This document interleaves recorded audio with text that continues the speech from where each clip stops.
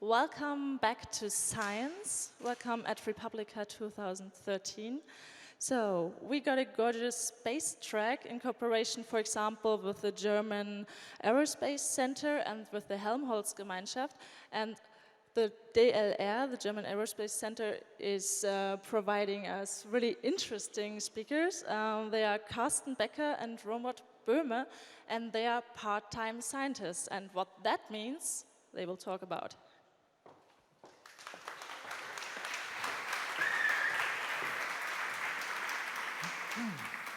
Okay. Hello, everyone. I'm Robert.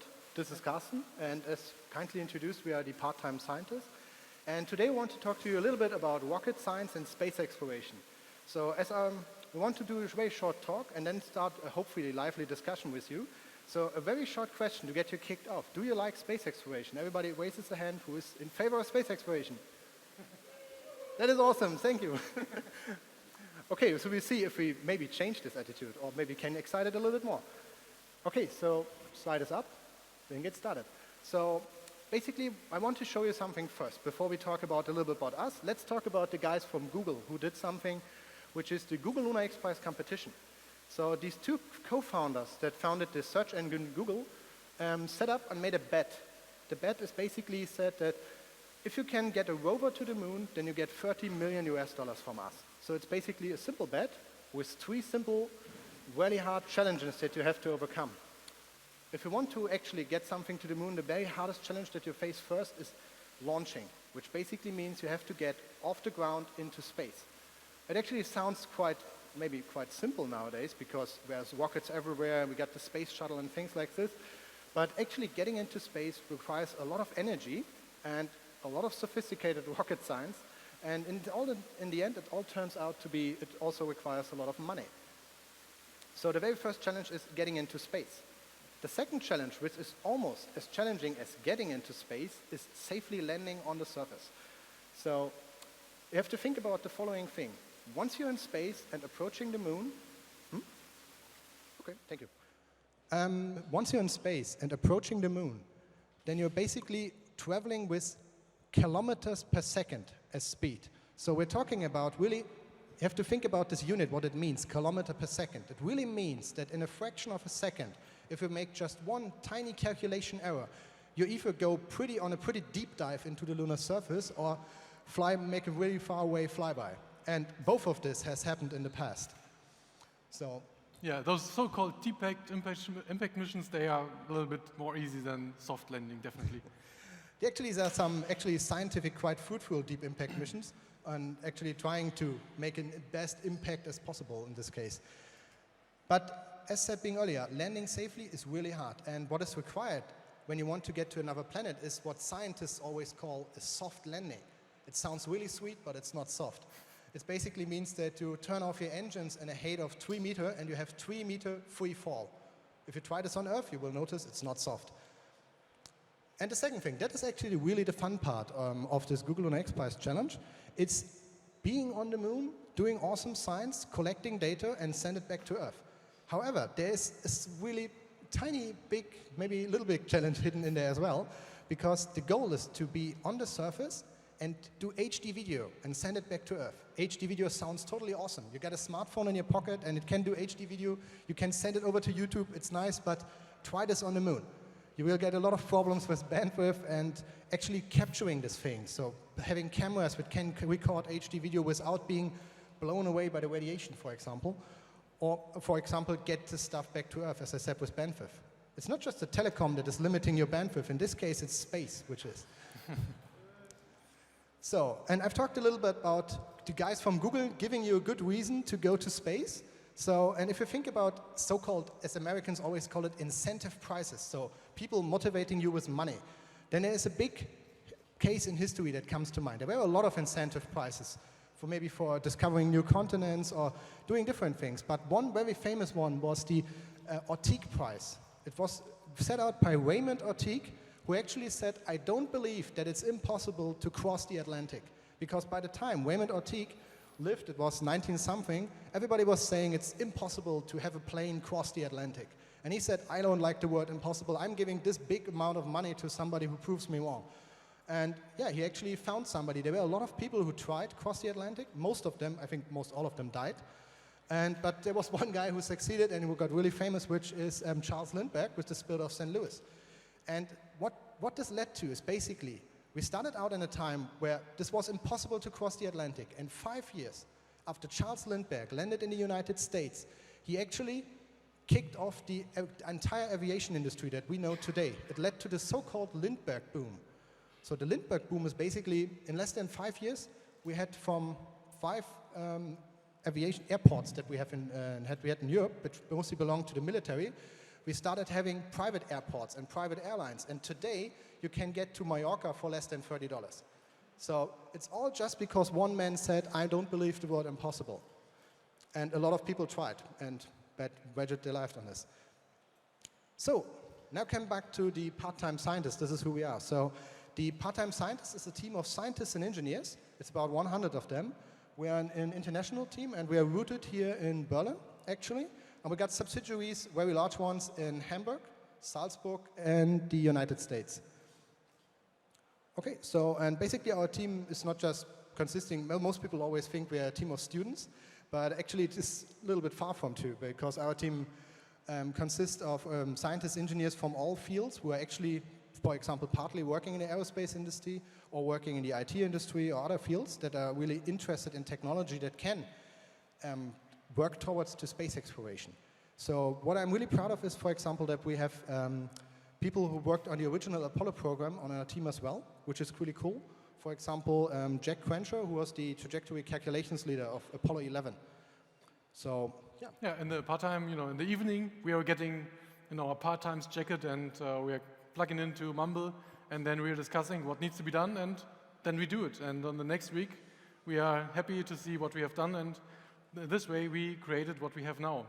Unfortunately not with us, but I will show you a picture of that later. Would we have something with us? So, yeah.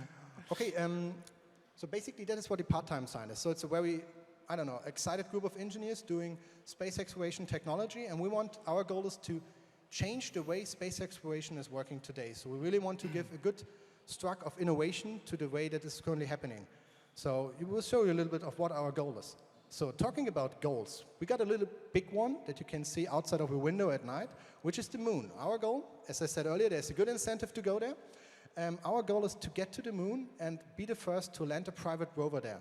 And so the goal is not just to have a rover driving around the moon, it's about enabling technology to make space exploration go further. Because right now, we are 43 years after the last man walked on the moon.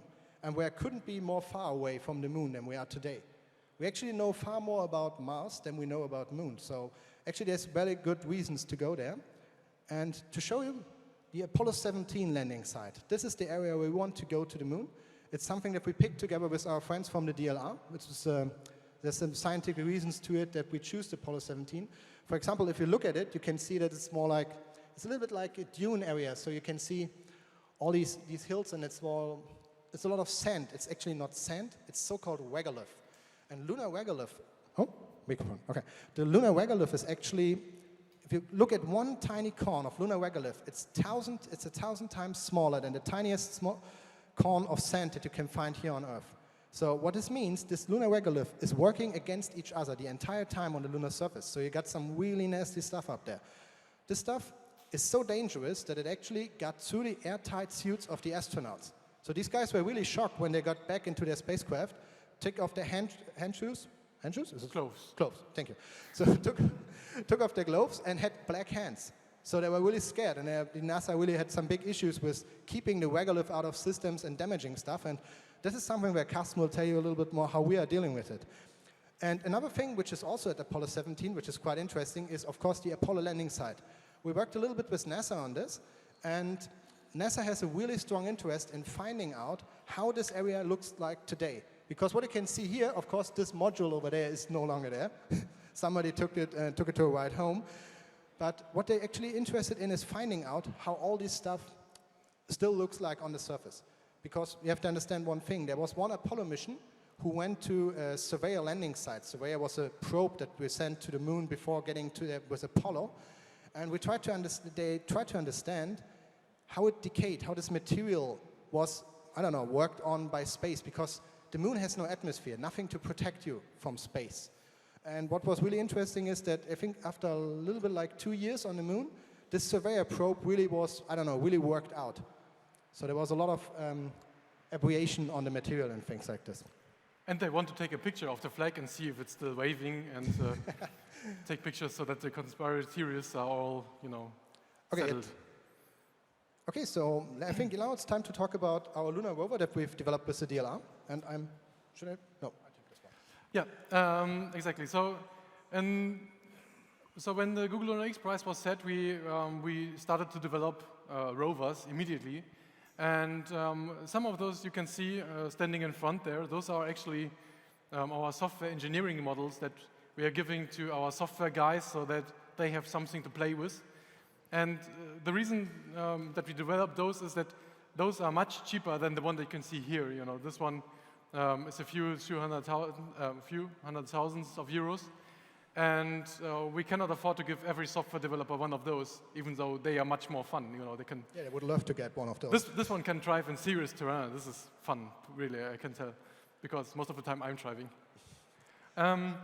Yeah, so we developed some rovers, and in the meantime we learned something. For example, in the beginning we had a very small rover, and we developed it. We made it more bigger because we realized that we need a bigger solar panel because we need more energy. But I will come to that later.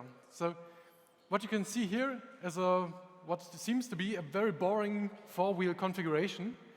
And all the hype is about 6 wheels. All the Mars rovers, they have 6 wheels. Why didn't we choose 6 wheels? Because we make our own trends. We are saying we're cool, we're making 4 wheels. And those 4 wheels, they can be steered independently.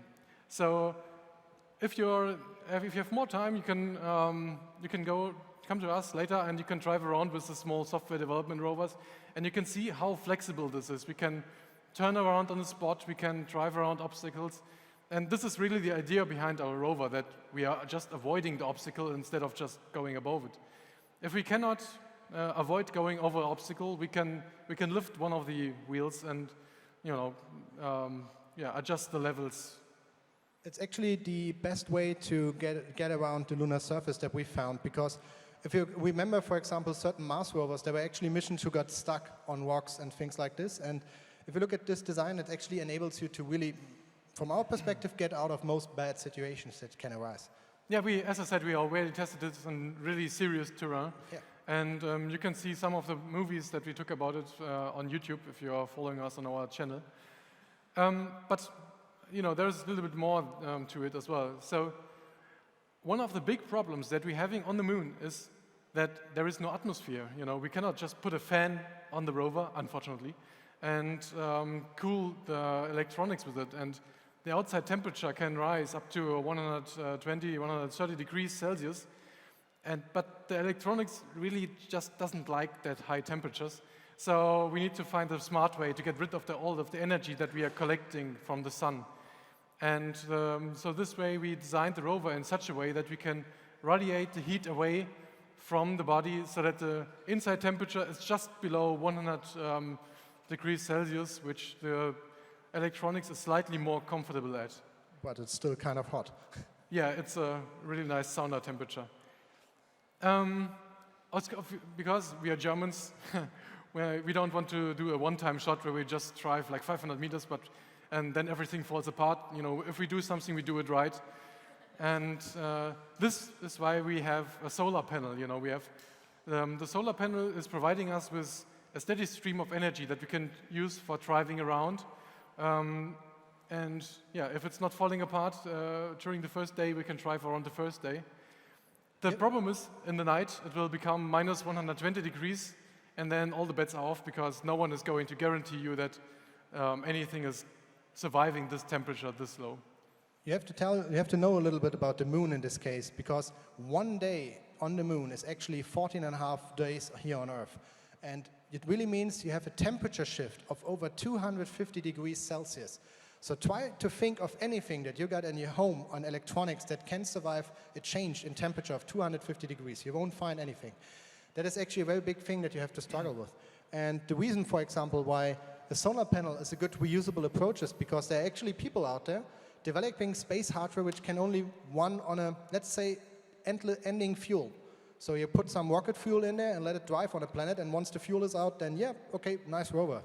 So, and that is the point why I think it's really good to have this solar panel, which is actually capable of capturing the best amount of sun because of this way it turns this panel. Another feature that we have on the rover is our cameras, obviously, because we want to take pictures. And we have 2 of those, so that you can expect really nice 3D HD video from the moon. And those are in color. We had discussions if we need color, because everything is gray there anyway. But we decided that we should have color, so that we can see that if the flag is really there and has still color on it. Yeah, so those stereoscopic cameras, they are not just providing really nice pictures for the people on Earth, but we also use them to build a 3D map of the surrounding so that we can use it for navigation. I will show a little video a little bit later about that. Was was sagen? No. Okay. Another thing that is very important if you are building a Lunar Rover, that all of you have done this probably and know that, there is this Lunar Regulus that Robert was mentioning earlier. It's very fine powder, and the downside of this very fine powder is that it gets into everything, especially, you know, everything. There is actually, you can't keep it out of the system. That's the point, and that's the entire reason for protecting the system with seals. And so the problem is when it goes into mechanics, the mechanic may fail, and this is a bad thing. You don't want to have the mechanics to fail. If you're standing on the moon and you can't drive, this is really bad. Yeah, you have to understand, because the design of the seals that we've came up with is a so-called labyrinth design, which basically means we want to get the Lunar Regolith to get inside the system to get it trapped there. So if you have a labyrinth seal design, which basically means using the material that gets inside the system to block other material to get inside as well. It's a pretty complex design, and I have to admit I'd never understood it fully at first, but it was quite nice to see that it is actually working, which is a cool thing. And yeah, so that actually, because once your drives have failed on the moon, then there's definitely no way to go. You can't pay any kind of HDAC monthly fee to get up there and repair your rover, so better protect it. So one of the other things that we also need is to have motors that are actually working on the surface of the moon.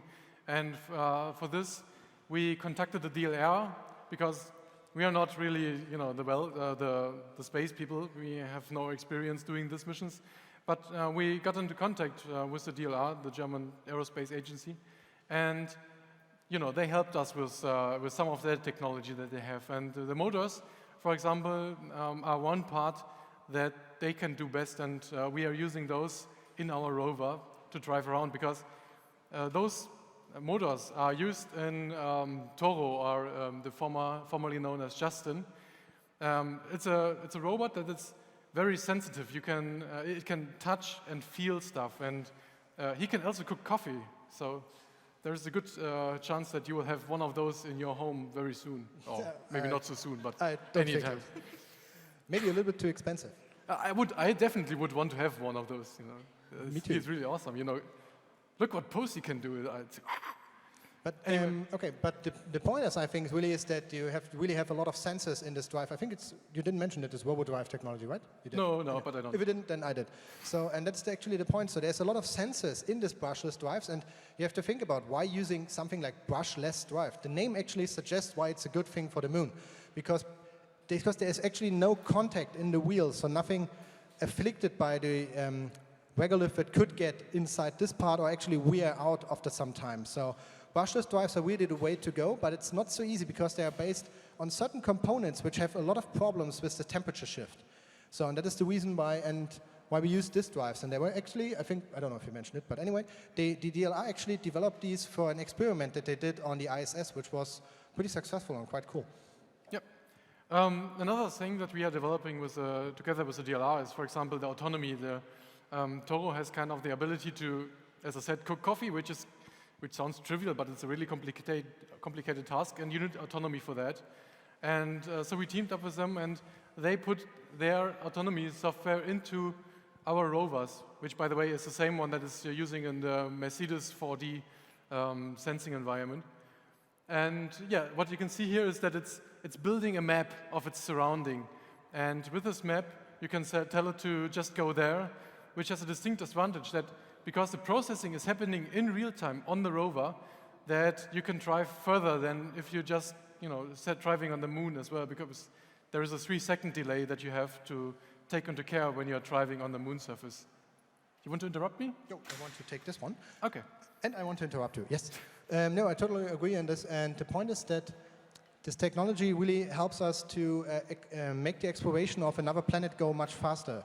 In this case, because we actually doing a lot of simulations here on Earth and trying to test drive things as possible. But it's really good if you have a system which actually capable of understanding what is good or bad on a certain environment. Because I had the distinct, I don't know how it's called, I was lucky enough to witness one of the Mars rovers doing its early test runs. And one thing that you can actually see if you have one Mars rover doing a test operation in front of you is actually that it's driving, standing still, looking around, thinking about thinking, do a little bit more thinking, and then deciding on which way to go next, which is something that takes a really long time. And that is also a reason why it takes so long to cross certain distances on another planets. On Mars, actually, you really need autonomy because you have latencies, I think, more than 8 minutes. So I think up to a quarter hour. So, and that is the point. So there's actually no way somebody's driving it on Earth, because if you drive it and you see, oh my God, I'm hitting a rock, then you already hit it some time ago. Or you definitely will. There's no chance to avoid it. And that is the point. So this autonomy, in the case of the moon, we have a 3-second delay. But even still with 3 seconds, it's a very good way to drive fast on a surface if the rover can do this. Okay, so I just want to kick off the next part. So one thing that is really important for us today is that, as we said, we love private space exploration. We really do this stuff, we really like it, and we really want to get space exploration going again. So making it possible to, at some point, get a base on the moon, for example, like this. Because the question is, if you think back to the Apollo program, the question is, why? People will a lot of ask you, why haven't we have something like this today? Because back at the Apollo program, if you ask the people, then they would probably said, hey, yeah, in 10 years from now or 20 years, we will be on the moon again, or we will be constantly there. And there's a lot of reason for this. And the biggest struggle that space exploration and everything that you like when it comes to space has is always funding. And that is something I want to talk to you about. Karsten prepared to you something that would be pretty interesting for you to have a look at how funding currently works. And we want to talk to you a little bit about what you think about it afterwards. Yeah, so I thought about all the sources of money that you have in a traditional space mission or in a not so traditional space mission, and what the results could possibly be. And I want to ask you a question. Who of you think that the government should spend more on doing missions in space exploration? Okay, fair enough. Who of you think that private corporations should spend more in space exploration? Okay, and who wants to spend his own money on space exploration? Hey, those are much more than I expected to be. So this is good news. So there are several cases how a mission came together in the past, and one of the ways it was done is that the government created a media stunt. This media stunt could have resulted in a new industry, but what actually happened is that it remained a one-time shot. And what I'm talking about, the Apollo program. Really, unfortunately, I have to say, it was a media stunt. It just happened once. That's it. Yeah, and you have to understand one thing about the Apollo program itself. So there is something that really struck me once I learned this, is that actually 2 years before the landing of Apollo 11, there was a poll on the American taxpayers, and actually 80% of the Americans were the opinion that the Apollo program is a totally bad idea. We need to scrub it, take out the money, and do something else. Space is not interesting. This was 2 years before the landing. Almost 1.5 years after the first man landed on the moon, space became so uninteresting again for the public attention that it was took out of the TV guides. So the TV guides back in the 70s was your #1 media to figure out when something on the TV is happening. And it was, I don't know, space, it's just people walking on the moon. It's totally boring, so people don't want to see this. Let's look at Al Bundy or something. So, and this was something that really struck me. So we really had just once a time where people said, yeah, space is awesome, and then, oh space it's happening, it's boring, okay. And I think actually the goal is to make something that lasts in this case. Yeah, so another case that is happening right now is that the government is taking private companies into the equation, and they are assisting in what they are doing, and they could, in theory, use that knowledge to provide missions that provide fundamental science experiments or exploration. But in reality, this creates a new industry. And one of the examples that you can find is SpaceX. SpaceX, for example, is there a question? No. Questions later, anyway. Yeah. So one of the examples is SpaceX, which is a company that took a little money compared to what the NASA was doing to create the space shuttle, and created a rocket system that can transport stuff, for example, to the ISS, and can do that much cheaper than the space shuttle could ever do. They're not just bringing stuff to the ISS, they're also taking out the trash, which is quite interesting. But one thing that really strikes me about SpaceX, and that's the reason why we took it into assisted business, because I really like the company and what they're doing. But if you go to spacex.com, their own website, and click on Launch Manifest, then you will actually see that up till 2016, almost 90% of all launch slots are booked by NASA. Now is the question for you, is this good or bad? Could SpaceX actually survive without NASA putting in all its money? That's something to think about. Any opinions? Anyone thinks that is possible? No. Okay. Now we will come, yeah. No, that's good.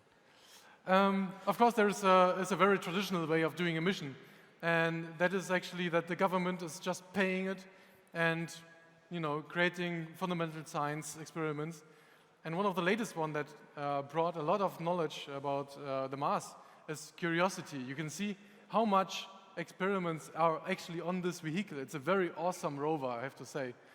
And they have an RTG and atomic stuff powered, which is really awesome, which we cannot get because if you put something with radiation on a former intercontinental missile, then people will get very cautious.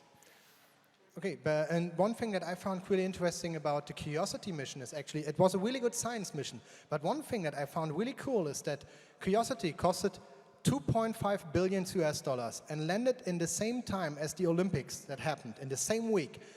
And the Olympics costed $6.5 billion, but Curiosity had a much larger outreach than the entire Olympics, which was cool, from my perspective. Definitely. So, what can the private corporation do? One of the ways a private corporation can do something is that it can create a media stunt. And in the best case, this would result in a new industry being formed. But in reality, this just resulted in a one-time shot. And the best example we could find for that is Red Bull Stratos.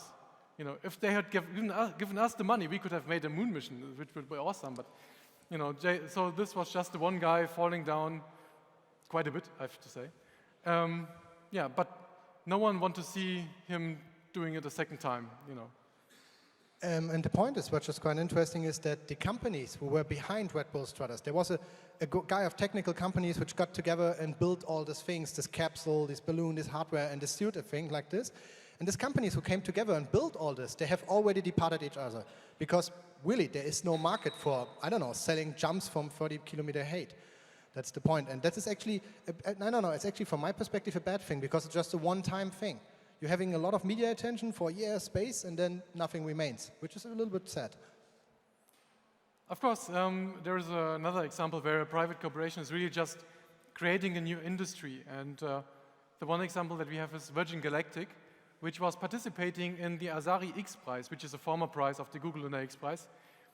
The goal was to create a reusable spacecraft that can take you into space, and then you can, as a private person, and you have 4 people, was it something like this, and then it should land, and then restart within 2 weeks and go there again. And for just a few €100,000, you can actually do the space hop and feel how weightlessness is feeling for just a few minutes, and circle the Earth while doing so. From my perspective, space exploration like this it's a good thing because it's like space tourism, but it's a very personal thing. So I think the gain is just for the few individuals who have the right kind of money, and I'm definitely not amongst them. I really would love to, though. Yeah, definitely. Have the money, but spend it for something else. Okay. So we think that in the future there will be something else, that money from the crowd, basically you, and not in the form of a tax that you pay, but your own personal money that you can invest to create a new industry. And one of the examples is Kickstarter, which is a very awesome project that is running or was running on Kickstarter. And you can buy your own satellite for just $300. And it will be in the low Earth orbit, and it will Sputnik your own name to Earth, and you can receive it and have your own satellite for $300.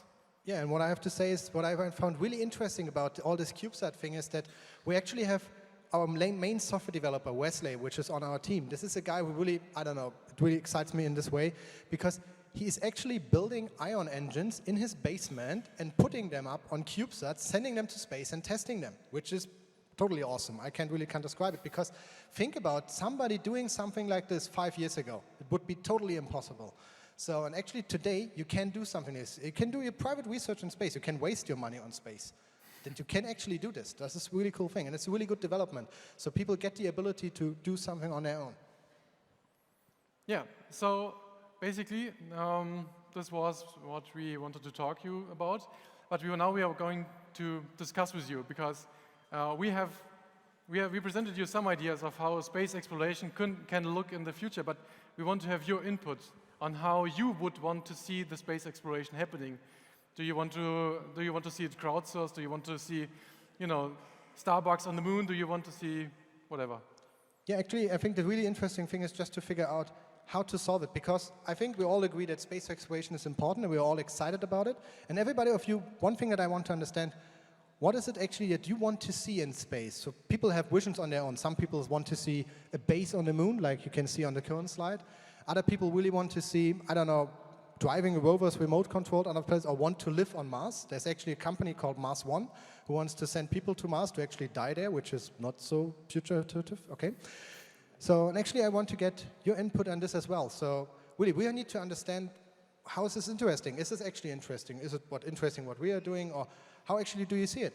Is it important for our future? So it's maybe a good question to kick it off. So just feel free to ask us anything. You can also, of course, ask us about our team. Yeah. But, yeah. Any input from you? Okay. Okay. Just I always have to wait. There's always one guy with the microphone. Yeah. So the question is, what do you want to see? Do you want to see? Do you want to see that private corporations are taking the lead? Do you want to see? Anyone want? I'm asking this way. We can't yeah, see so much. I have a micro. Yeah. Actually, I would like to see the state and private corporations competent on going to the space. I'm not so interested in, for example, this tourism thing. Even it would maybe a nice way to finance more science on exploration. And on the crowdfunding thing, for me, it would, for example, be interesting to help with $5 a month and not ask to invest like $10,000 for once to build a satellite with, I don't know, have my name on a screw or something like this. So more on a small scale, privately founded. And I think if there would be something like, okay, invest $5 and it would fly 2 years later, this would be quite amazing, and also would be the media stunt, or not the media stunt first. Thanks. So as I understood it, for example, it could be an option to maybe if people wanted to maybe pay like, I don't know, $5 a year for a mission to space and getting actually a share out of it later. That's something, it's a little bit like the tax approach. That would also be an option. So, but the only reason is that you can actually decide what you do with your tax money. Normally just paying taxes, and you're actually not on the control gear. You can't decide on what the money is spent on. So it's also a quite interesting approach in this way. Yeah, but one of the things that you can fuse private and crowdsource is that you can actually, do something like Krombacher And instead of binge drinking for the rainforest, you are binge drinking for space mission. You know, it would be very awesome if you could decide on what you're drinking for. But you know, I think that if you're there is not much wrong with the governmental way that is currently done. But the problem is that the way the government does things is that they are depending on the politics, and the politicians of today don't have the balls to do something that is Beyond 4 years. yeah, beyond 4 years, but it's very progressive, because the problem is if they are giving their okay on a mission that costs like, you know, 500 million euros, and the mission is a failure, then the politician will get, you know, shoot, and he will have a problem that he will not be re-elected. And so he says, for 500 million bucks, I really want to see a 99% chance that this mission succeeds. And this is the reason why a mission costs 500 millions. What would be possible instead is, if we would have politicians with balls, that you could say, instead of doing a 500 million euro mission, we are just doing a 200 million euro mission, and we are taking a chance that this has just a 30% chance of succeeding. But if we don't succeed, we are doing it 3 times, and we are still saving money.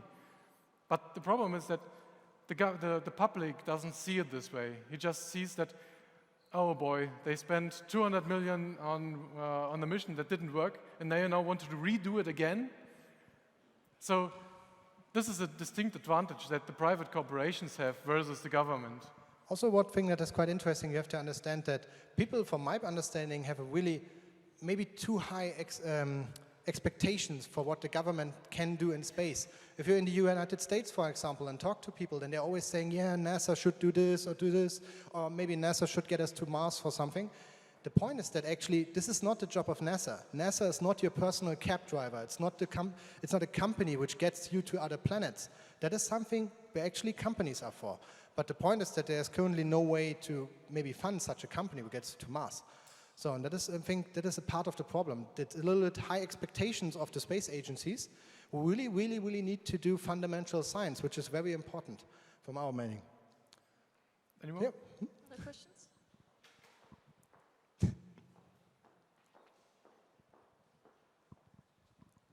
Where do you think will the companies get the revenue, the profits from, when it doesn't come from the government? So all companies that work in space exploration do contracts for the government, so they get their money eventually from the government.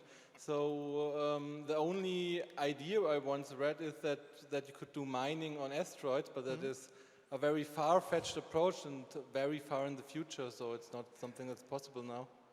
Actually, asteroid mining is quite trendy nowadays, yes. I think there are about 3 companies right now who want to do this. I think it's quite dangerous, getting an asteroid into Earth orbit and mining it. It's a little bit too dangerous for my feeling. But you are totally right. The biggest thing is this, I really don't like this investor talk, but it's this return on investment. And if you're doing a company, I don't know, some of you probably already have done this, then you know that if you're dealing with an investor, he always wants to get his money after at least 5 years. So you have to make a plan which gives him his money back after 5 years. So, and doing this in space is almost impossible. You can't do a mission, actually the entire mission development takes almost like 5 years. So, and that is a really big issue for space exploration. So that is why it's currently only depending on government funding. And maybe there's a better way. For example, a good example is this Mars One approach. These guys actually want to send really humans to Mars and want to fund it by media work. So they want to market it something like Big Brother or something like this. And their goal is actually to get the money from the media and pay their mission costs. The only issue that I'm seeing with these Mars One things is that they're really too expensive. Or maybe not expensive enough. We actually had a good discussion about this yesterday. I think, what was it? They wanted to like 6 to 7 billions. I don't know. But they didn't plan the return rocket, so this makes the mission a little bit cheaper. Yeah, it's a one-time mission. Yeah, so the question is, if you're thinking short term, you can have a high return of investment if you are really just performing a media stunt and you're just aiming for having a one-time shot, not being able to repeat it a second time. For example, the Red Bull Stratos is a very good example, because this is about the same money that we would have to take to get our rover on the moon. And the return of investment for Red Bull was in the billions. They said something like 6 billion or whatever. This may or may not be true, but the media rights is definitely the way to go, unfortunately, I have to say, because most of the time this will result in an unrepeatable one-time shot. You cannot do it again because no one is going to take care of the second rover on the moon. Interesting. I don't know. What do you think? Do you really think that we need to market everything in space? We have another question, but does anybody want to answer that? So maybe Because we first have the actually, question. I'm not so happy with this thought that the NASA CEO actually basically said this. Actually, he said, hey, he would like to see a mission to Mars, which was actually sponsored by Coca-Cola. And I was just thinking like, oh my God, a lander looking like a Coca-Cola logo. Is it really the future that we want? So that's the point. Yep, but I think that that the crowd part is a very interesting way of getting new money, because people can choose with their money what they want to do, and they can support the space mission that they want to see. And if a corporation is helping with it, with a Krombacher style or whatever, then this would be a good way to get money that is not from the government, for example. Okay. I think I saw some hands over there. If you have a Kickstarter campaign or something, how can you ensure that people cannot just watch the outcome of the whole project, but also watch the process, maybe control it, to get them involved and emotionally involved? I think this actually can go hand in hand as well. So if you get a Kickstarter campaign and it's successful, for example, we're saying, hey, we're doing a Kickstarter, and for like $10, every one of you can get your personal picture from the moon, like your personal postcard, maybe with a saying on it or something like this. So, and everybody of you helps us to get this together. Then I think, because you actually would enable two things. If this is successful, then you can actually go to a company like Red Bull and say, hey, Red Bull, there are 1 million people who really care about space exploration, because that is the biggest thing. The biggest thing is that the media, and this is the same thing with Apollo, does believe that nobody cares. That's the point. And the problem is that Apollo proved them right. There is a term, Apollo effect, which is from the marketing perspective, which really describes an interest rate going like so, and that is actually not a good thing. So I think it could be a very good way to have a Kickstarter campaign or crowdfunding, which shows that people are interested. It's not about the money. It could even be just $1 from everybody, just to show that people care about space. And that is actually I want to see. So I actually want to understand if you, for example, care about space. And this is, by the way, why we need to go to Alpha Centauri, just to check that there is nothing going on. But I think that one of the things that we are trying to accomplish is that we are trying to involve the public by having a Facebook page, which you can join as well. And you can participate in our mission and see that space missions are done by regular people like you and me and Werner von Braun. And yeah, so you can take part in it. One more question? So it's answered already. Anybody else have any questions? Huh? Yep. Okay, I'll run.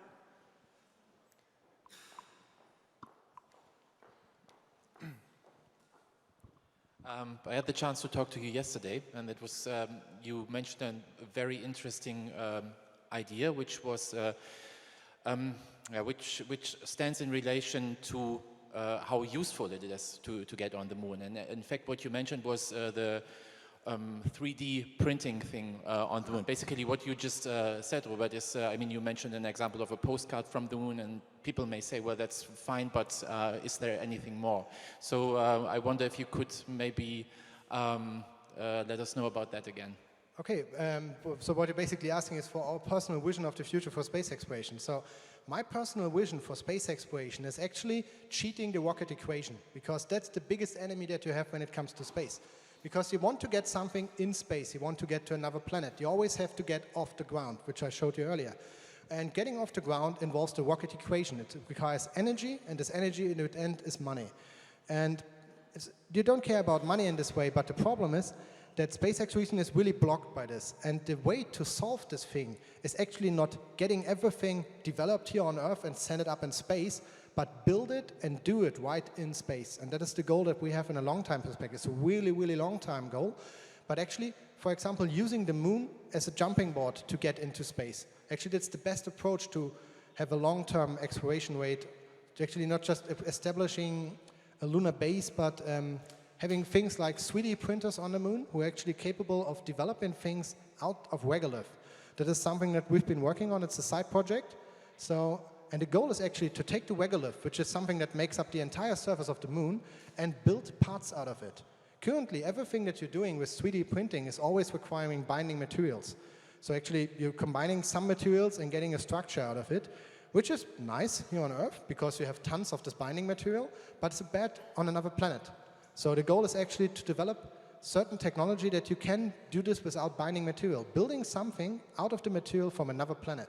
And that is something that is really exciting. So because the only things you need is this planet, getting there, and you need energy. And that is the long-term goal for this, from this perspective.